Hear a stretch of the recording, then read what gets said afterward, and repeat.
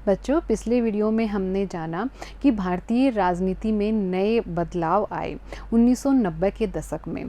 तो उसके 5 बड़े कारण थे राजनीति में बदलाव के। उसमें से पहला हमने जान लिया था 1989 में कांग्रेस की हार।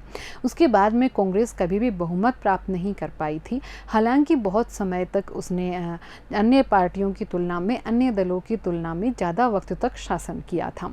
लेकिन कांग्रेस प्रणाली, जो कि राजनीतिक पर्यवेक्षक कहा करते थे, वो अब समाप्त हो चुकी थी और कांग्रेस अब वो प्रभुत्व खो चुकी थी जो एक दल के तौर पर उसका प्रभुत्व अन्य दलों की तुलना में हुआ करता था।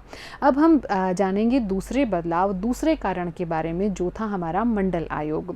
कि क्या था मंडल आयोग, क्या थी उसकी सिफारिशें और उन सिफारिशों को लागू करने से किस तरह का बदलाव भारतीय राजनीति में आया था। कौन सा ऐसा परिवर्तन था जिससे भारतीय राजनीति अब रूबरू हुई थी। तो हम मंडल आयोग को जाने, उससे पहले हमें जानना होगा अन्य पिछड़ा वर्ग को, जिसे हम ओबीसी के नाम से सामान्यतया जानते हैं। तो क्या है ओबीसी, क्या है ये अन्य पिछड़ा वर्ग। देखिए, अन्य पिछड़ा वर्ग, जिसको हम ओबीसी के नाम से भी जानते हैं, ये एससी और एसटी यानी कि अनुसूचित जाति और अनुसूचित जनजाति से अलग एक कोटा है। इसमें शैक्षणिक और सामाजिक रूप से पिछड़े समुदायों की गणना की जाती है। इसमें भी सामाजिक रूप से और शैक्षणिक रूप से पिछड़े समुदाय ही आते हैं और इन्हें पिछड़ा वर्ग भी कहा जाता है। पिछड़े जातियों के ये जो तबके थे, ये कांग्रेस से दूर जा रहे थे और इसी बात का लाभ मिला अन्य क्षेत्रीय पार्टियों को, अन्य दलों को। उन अन्य राजनीतिक दलों ने, अर्थात गैर कांग्रेसी दलों ने, इस अन्य पिछड़ा वर्ग का, इन समुदायों का, जो कि पिछड़े थे शैक्षणिक रूप से भी और सामाजिक रूप से भी, तो उनसे, कांग्रेस से उन दलों के दूर जाने का लाभ गैर कांग्रेसी दलों ने उठाया और इन्होंने इन समुदायों के बीच में अपनी एक प्रभाव बनाने का प्रयास किया। अब हम बात करते हैं मंडल आयोग के लागू होने की। तो 1980 के दशक में अन्य पिछड़ा वर्गों के बीच लोकप्रिय ऐसे ही राजनीतिक समूहों को जनता दल ने एकजुट किया कि जो समुदाय, जो समूह है अन्य पिछड़ा वर्ग के थे, उनको एकजुट कर लिया था जनता दल ने। राष्ट्रीय मोर्चा की सरकार ने मंडल आयोग की सिफारिशों को लागू करने का फैसला किया। नौकरी में आरक्षण के सवाल पर तीखे वाद विवाद हुए और इन विवादों से अन्य पिछड़ा वर्ग अपनी पहचान को लेकर ज्यादा सजग हुआ।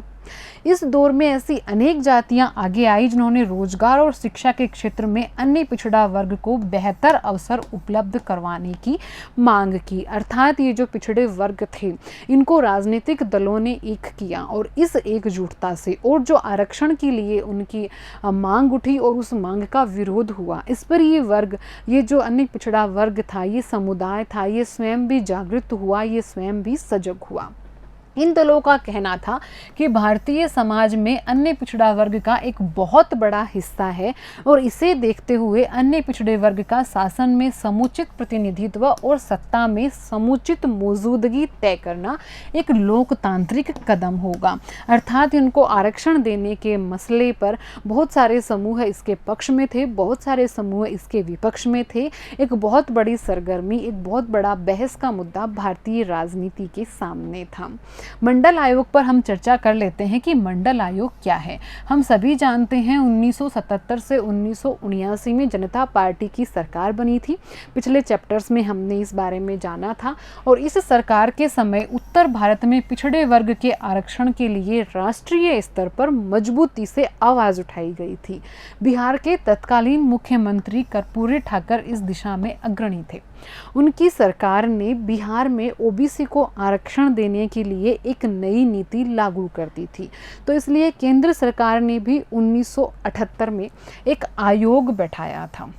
इस आयोग का जिम्मा था पिछड़े वर्ग की स्थिति को सुधारने के उपाय बताने का, कि इस आयोग को, जो ये पिछड़ा वर्ग था जिसकी अभी अभी हमने बात की, जो कि शैक्षणिक और सामाजिक रूप से पिछड़ा हुआ था, तो इसकी स्थिति को कैसे सुधारा जाए, इसके लिए इस आयोग को राय देनी थी, सुझाव देने थे।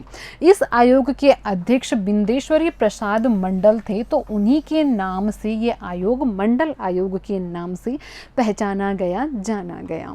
आयोग का मसवीरा था कि पिछड़ा वर्ग को पिछड़ी जाति के अर्थ में स्वीकार किया जाए, क्योंकि अनुसूचित जातियों से इतर ऐसी अनेक जातियां हैं जिन्हें वर्ण व्यवस्था में नीच समझा जाता है। और आयोग ने सर्वेक्षण में ये भी पाया कि इन पिछड़ी जातियों की शिक्षा संस्थाओं और सरकारी नौकरियों में मौजूदगी बहुत कम है। इस वजह से आयोग ने इन समूहों के लिए शिक्षा संस्थाओं और सरकारी नौकरियों में 27% सीटें आरक्षित करने की सिफारिश की थी। मंडल आयोग ने अन्य पिछड़ा वर्ग की स्थिति सुधारने के लिए और भी कई समाधान सुझाए थे, जिसमें भूमि सुधार भी एक था। लेकिन जब मंडल आयोग की सिफारिशें आई थी, उस वक्त केंद्र में जनता पार्टी की सरकार नहीं थी। जनता पार्टी की सरकार गिर चुकी थी और कांग्रेस ने वापस सरकार बना ली थी। अब इसके बाद में इसके राजनीतिक परिणाम क्या होते हैं? राजनीतिक परिणाम ये आते हैं कि जब वापस हम देखते हैं कि सरकार आती है राष्ट्रीय मोर्चा की, तब वो मंडल आयोग की सिफारिशों को लागू कर देती है। 1980 के दशक में दलित जातियों के राजनीतिक संगठनों का उभार हुआ। 1978 में बामसेफ का गठन होता है, जिसका नाम है backward and minorities communities employees federation.